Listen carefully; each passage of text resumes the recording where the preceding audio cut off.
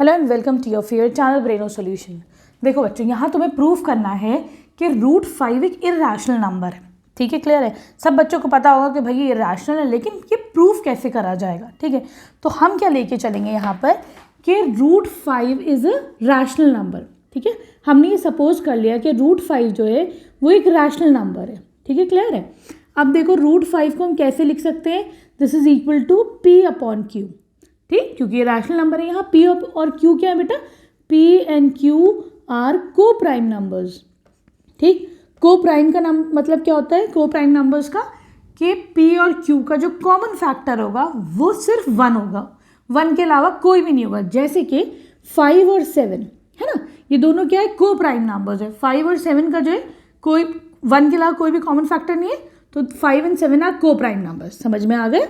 चलो अब आगे प्रोसीड करते हैं। अब देखो मैं क्या कर सकती हूँ, मैं दोनों तरफ स्क्वायर ले लेती हूँ।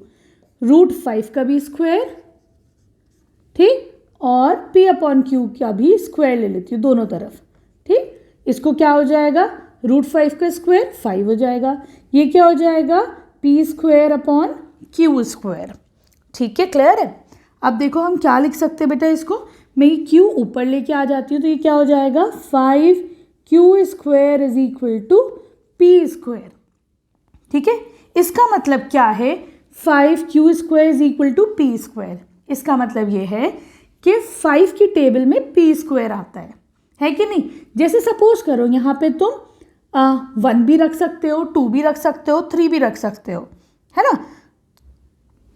तो P² जो है वो 5 की टेबल में आएगा। क्लियर है? तो यहाँ पर हम कह सकते हैं that P² is divisible by 5।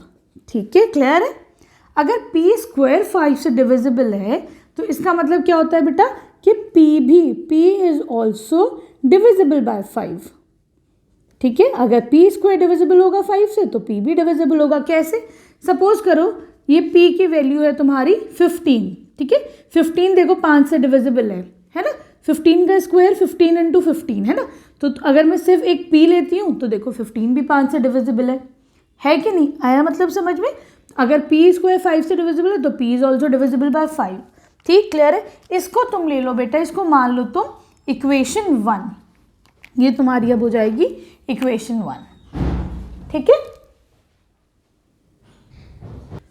अब देखो यहाँ पर है that P is divisible by 5। ठीक है, तो हमें पता है कि 5 की टेबल में मैं कुछ अगर मल्टीप्लाई करती हूँ तो मुझको P मिलता है। ठीक, अब वो कुछ भी हो सकता है, 1 2 3 4, अगर P जो है डिविजिबल है 5 से। ठीक है, तो हमने इसको ले लिया, सपोज करो हमने यहाँ पर K ले लिया। ठीक है, तो 5K = P। ठीक है, क्लियर है बच्चों? अब मैं क्या करूँगी? दोनों तरफ स्क्वायर कर सकते हैं हम। ठीक है, या बल्कि ऐसा करो कि हम यहाँ पर इसको जो है किस में पुट कर देंगे? कौन सी इक्वेशन पे? जो हमारे पास पहले थी ना, क्या थी हमारे पास? 5Q² = P। ये तुम्हारे P², ये तुम्हारे पास पहले था जो मैंने अभी इरेज कर दिया। ठीक है, तो हम यहाँ से ये वाली वैल्यू पुट दिस वैल्यू।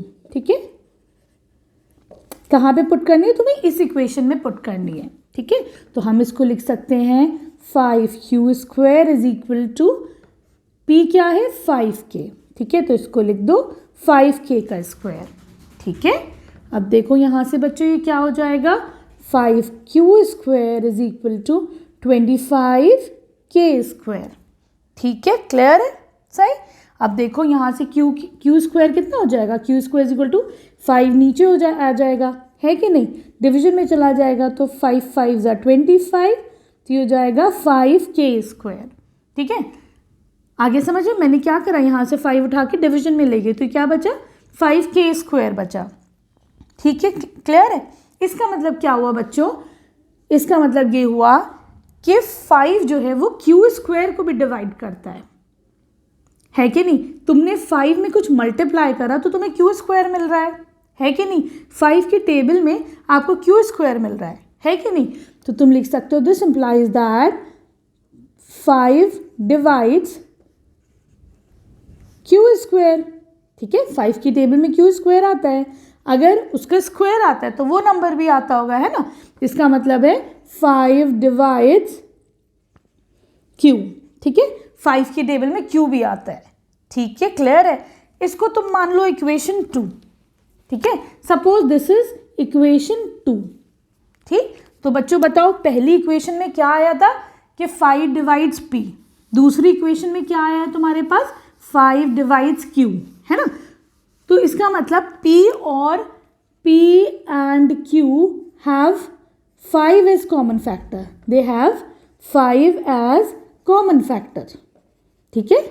लेकिन ये बात तो कॉन्ट्रोडिक्टरी हो गई, हमने क्या माना था कि p and q आर को प्राइम नंबर्स, उनका 1 के अलावा कोई भी वो नहीं होगा, कॉमन फैक्टर नहीं होगा, ठीक है। तो तुम लिख दोगे दिस इज कॉन्ट्रोडिक्टरी, आगे समझ में, ठीक है। This implies that root 5 is irrational number, ठीक है, क्लियर है। अब आ जाओ क्वेश्चन नंबर 2 पर।